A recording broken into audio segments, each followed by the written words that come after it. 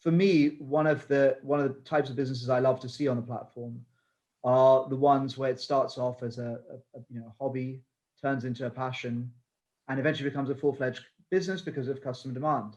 So I think that's really what Tom has done here. He's banded together a really impressive team under this vision, which he's going to tell you about now.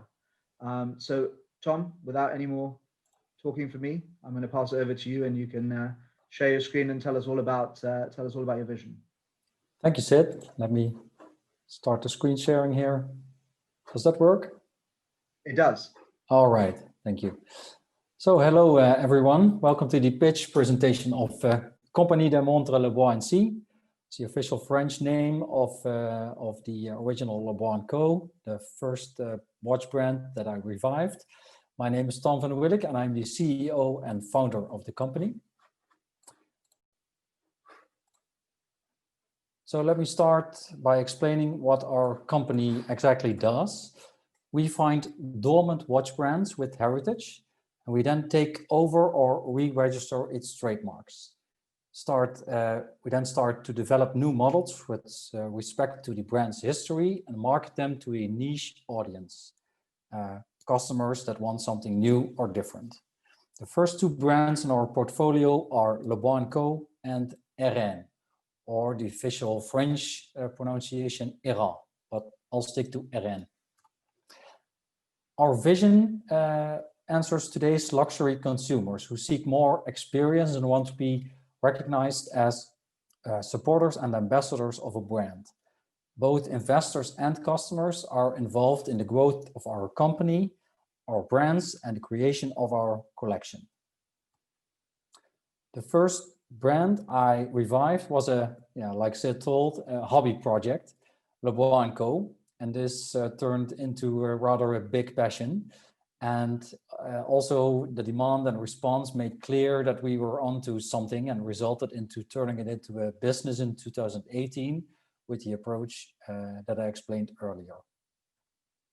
So about Lebois Co, this brand was founded in 1934 and is still in demand for its beautiful chronograph watches that raise quite a lot of money and attention in auctions.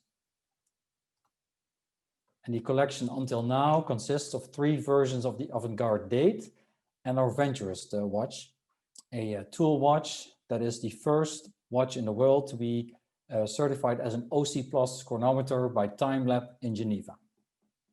And TimeLab is also known for the Ponceau de Genève, so the Geneva seal. The next watch for Lebois Co that we will develop is the Heritage chronograph, a reissue of the brand's vintage chronographs. So as I told in the beginning of this presentation, we have a second brand. It's Eureeca, and we added this brand earlier this year to our portfolio. And the brand is actually known for its interesting history of being one of the few suppliers of the Type 20 chronograph watches for the French military in the 1950s and 60s. And today, the Type 20 watch is one of the most sought after military timepieces of all time. So it was only logical to make the first Eureeca a faithful re-edition of the original Type 20, which has been very welcomely received by both media and customers. It includes a hand-wound column wheel chronograph with flyback, complication, and countdown bezel, just as the original. The Eureeca Type 20 is a Swiss-made watch and is fitted with a movement that is developed and made for us by Manufacture La Jouperet in Switzerland. The first 3 models are up for pre-order now, and I'm very happy and proud to announce that we have already achieved a turnover of 60,000 euros in the first 10 days. And I have to say that's only based on the images that we were able to provide now, so the beautiful renders that you saw earlier. Prototypes are still to be made and will be distributed among the media later on. Our team consists of watch enthusiasts and passionate people that understand the luxury business, including a senior designer who worked for major Swiss watch brands. Our go-to-market strategy combines the online and offline world into a hybrid click and mortar experience where our customers can decide on their own how to buy or pick up their new timepiece. So we have been featured in the press multiple times. I'll show you the most recent press coverages. We are frequently mentioned, both brands actually already, on major watch blogs and watch media, including Monochrome watches, Fratello watches, A Blog to Watch in the USA, and Oracle Time in the UK. Some key achievements are shown here.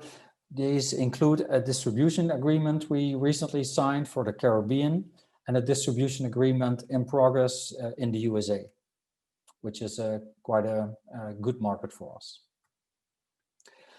So on to projections. We forecast 1,600 pieces of units sold in 2024, and that is based on multiple brands in our portfolio, with the associated turnover for these 1,600 pieces of 2.5 million euros. Our current strategy is a sort of build and sell proposition. We plan to sell out individual brands out of our portfolio, but to larger groups once we have established a product market fit and have proven that a specific brand is interesting for them. Or an alternative is a strategic buyout by a larger group in 5 to 10 years. Besides the investment opportunity and to benefit from the growth of our company, we provide our investors with a benefit which results in lower prices as stated in this table. The level of investment made determines the discount. So this is our offering. We are seeking 200,000 euros at a pre-money valuation of 2.6 million, also in euros, with a minimum raise of 100,000 euros.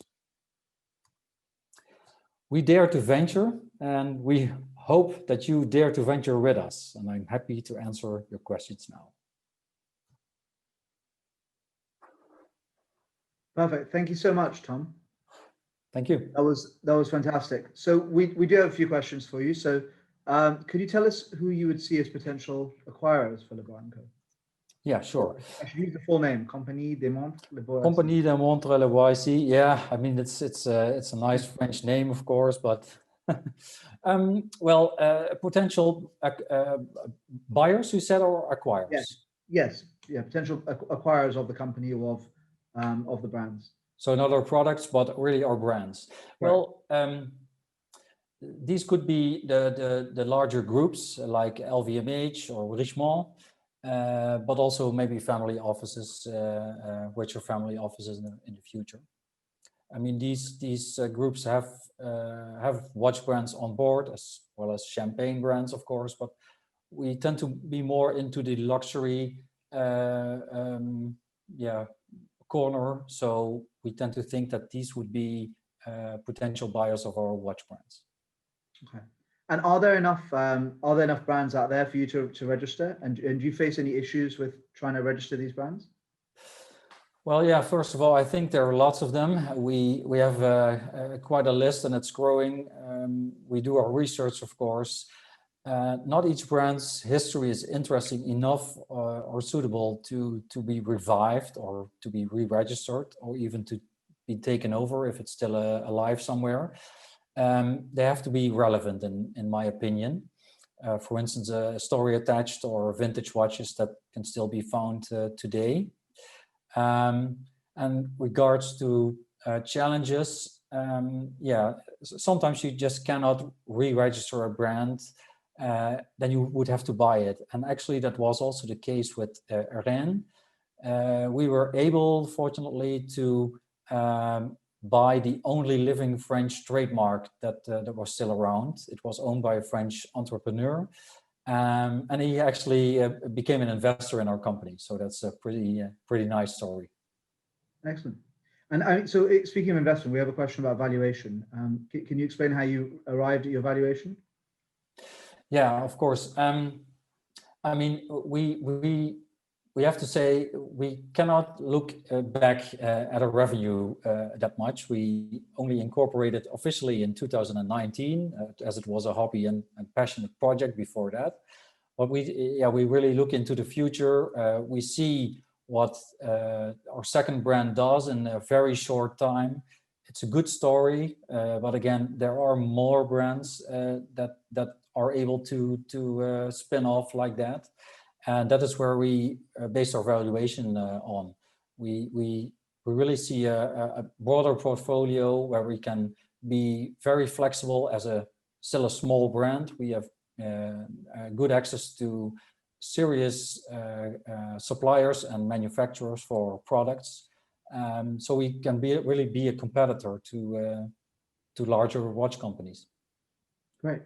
And a question here about your go-to-market strategy. So why not sell only online, for example? Why are you going through this sort of hybrid model? Yeah, it's a good one. Yeah, going only online, we think that we would sell ourselves short. I mean, there are buyers who definitely buy more online, also luxury products above 2,000 euros or even above 4,000 euros. But there's still a lot of people that want to touch and feel a product, preferably in a store, face-to-face, safe environment with a cup of coffee, and have some explanation and being able to speak to a real life person in person and not just on the phone or online. Perfect. And what is the market size for revived watch brands? Who are they, and what market trends support that claim? Sorry, come again? So what is the market size for revived watch brands? What is the market size that you're looking at? Yeah, I mean, and what are those brands that have been revived? And do you have any market research to back up the fact that this is important? Yeah, the market absolutely. sizing? Yeah, I mean, I think past few years there are more brands, not being micro brands, of course, but more serious brands that are actually being revived instead of that are new brands. And I mean, the luxury watch market is a $1 billion market each year. So there is a good opportunity here. Looking at the success stories, of course, Blancpain, but also Hublot was not really revived, but was given a new strategy in its life. And these are, of course, success stories. And recently, Zapec is a very good example of a brand that was a trademark, still existed, and was revived by a group of passionate people. Great. And what is the first priority for you at this stage? Is it to produce the planned new watches that you talked about and secure a stable revenue stream, or is it to expand the number of dormant brands? Is it to go out and find more brands? It goes hand in hand, actually. Of course, we are always looking for new brands and new opportunities. I have to say we focus primarily on selling watches instead of producing them. So we don't want to pour too much money into stock and inventory that we are not sure that we can sell. So that's why also for the Eureeca, which we're very confident in that brand and the product, we started by making the proposition, putting it live on the internet and start selling instead of first producing and then try to sell. So that's why we're accepting pre-orders. People get a little a benefit, not too much. I mean, it's a luxury product. So luxury wise, I think it's not very strong to discount too much. But considering that these people are investing upfront in a watch that they cannot have tomorrow, we are giving some benefit to them. And that's our business model at this moment. So, Okay. And in the era of smart watches, does analog still have demand? And if so, why?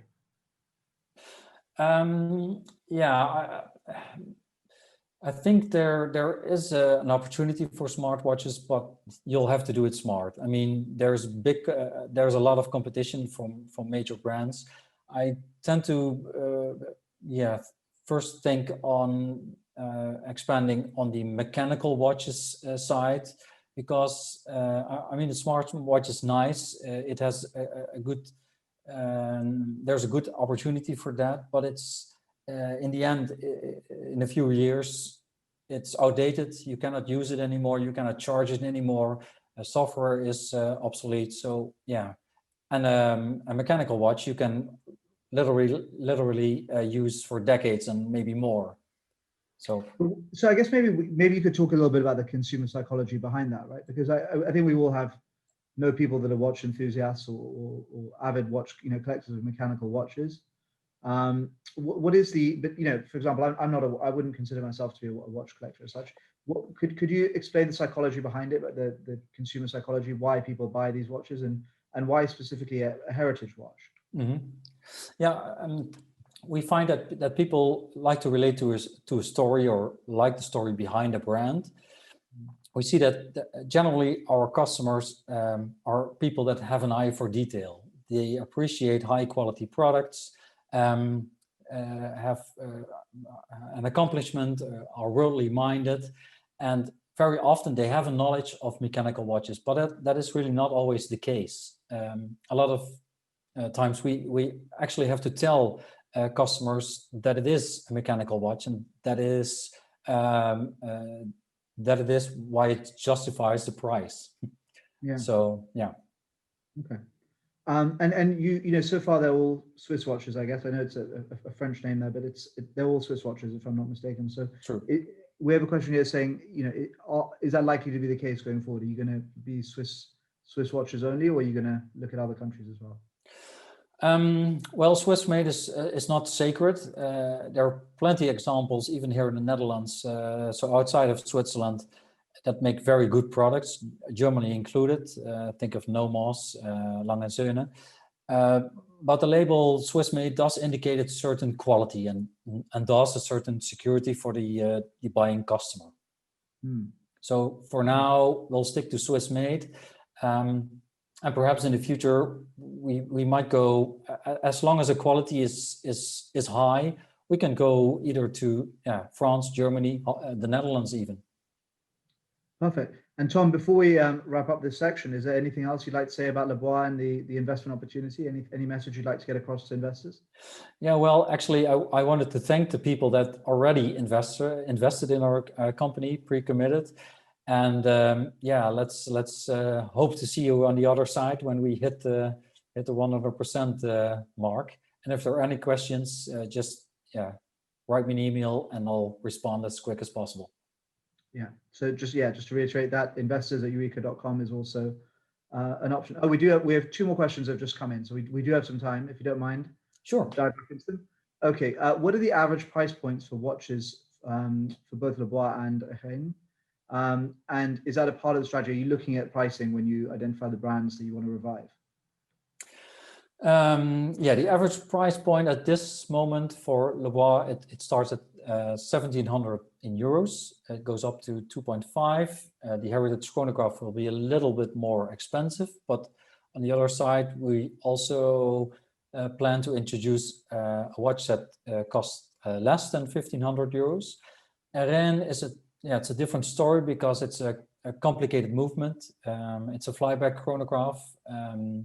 So we are a little bit higher in price there. It starts at 2.5 in euros.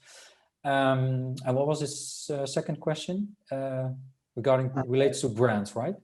Yes, exactly. So is that part of why you when you're looking at brands, are you looking at the potential price points and trying to stick within a specific range, or do you just go for you fall in love with the brand no matter what the price point is and then adapt accordingly? Good one. Yeah, I mean, falling in love is not maybe it's a good gut feeling, but in the end we have to be able to make money with a brand and make a profit in order also to pass it on, to sell it on. So we definitely try and see what history is there and whether or not it's logical to ask a certain price for it. It has to be a good fit. Okay. And here's a good one to finish off with, Tom. So what's on your wrist right now? Yeah, that's a good one. Please flex it for us. Oh, there you go. It's the venturist, yeah. But I already thought that this question might come up, and I have here the lovely Eren Type 20 vintage piece. So this is a 1960s piece that. I'm glad you're wearing your own watch. That was, absolutely. That wouldn't have been a good look. Perfect. So I think that covers it for Lebois. Oh, we know. Okay. Every time I say that, we get another 2 questions coming. We're going to keep going as they keep coming in. Okay. Okay. So what are the marketing efforts to help you grow and expand? What are you doing in terms of marketing? Marketing. I have to say we are very happy with the marketing, the PR that we get now. It's a lot of PR that is unpaid. Sometimes we throw in a watch and people can review it and sometimes keep it. We also do some advertising on different blogs. We tend to keep to have been able to keep the spendings rather low in anticipation of to get funded. But once we get funded, we will surely go ahead with spendings on marketing, because that's more important, like I said before, than on inventory. Marketing is the way to get the message out, to get the story out to people and to reach people, potential customers, etc. And you have a pretty impressive, when you're talking about the that unpaid press, and like you said, it is unpaid. It's not that you've gone out and hired super expensive PR agents. There's some pretty impressive names on there, right? So can you just give us a quick, I know you had a couple of slides on it, but maybe a quick run through of some of the major publications that have covered you. Yeah, I mean, actually all of them are long-term relationships, and they now see us and see me as someone that is serious in terms of the product and also the way of doing business. And that goes for both customers, but also for the people behind those great watch blogs and watch media. And so it goes hand in hand.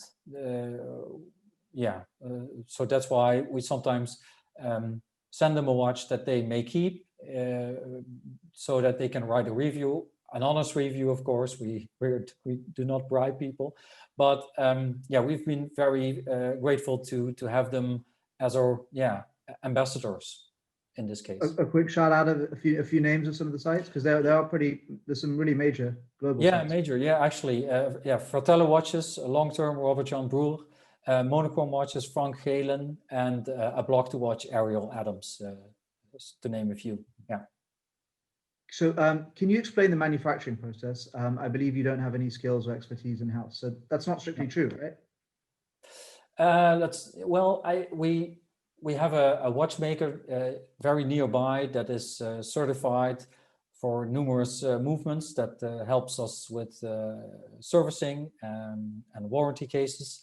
Instead of sending them, I'm here in the Netherlands, so instead of sending each and every watch back to Switzerland or movement, so that's not the case. Manufacturing processes are in Switzerland, are being outsourced. I regularly visit these manufacturers whenever we are producing something or making prototypes. COVID-19 made it a little bit difficult, of course, but so that is how we work. We use high-end partners where we outsource our manufacturing. Okay, I think that covers the next question as well, which was, do you use in-house movements? So just to cover that, it's outsourced, but you do have a watch designer in-house as well. Yeah, we have a watch designer, and regarding the in-house movement, that's something that we really dream about, of course. But that's for the future. But it is absolutely a goal. The movement that we have acquired now for the Eren Type 20, it is a manufacture movement by La Jouperet, so it's their movement, and it's based on a movement that they made and adjusted for us. So they made it. Made a movement specifically for us because we wanted to be hand-wound and to have a flyback complication inside. I won't pretend to know what that is, Tom, but it sounds impressive. And I think we have quite a few watch enthusiasts on here that are gonna get it, and Just pre-order one. That's no problem. I'll send you one. yeah. I'm gonna hold you to that. All right. So, what is your profit margin over different sales channels? And can you share the different sales channels that you sell through? Yeah, yeah. Being this public, it's always a little bit difficult to mention margins, but I'm happy to answer those in a different setting then. But Okay. yeah, to be honest, of course. Sorry. We take that we can take that one offline, so we have an Just I can say one thing is, of course, when we sell a watch online from our own platform, it's I mean, it's our own website. We do not outsource that. All technology is in-house. We have the best margins, of course, but we also see, and that's why the hybrid strategy is there, that we can sell more pieces when we use distributor or retailer channels. And of course, you will give your a lot of margin away, and you can only earn a certain amount of margin through that channel. But that is where a lot of times the bulk pieces, the bulk volume can be made. Fantastic. Tom, thank you so much. It's been a pleasure. Thank you. And great to hear about all the beautiful watches that you're putting together. Thank you.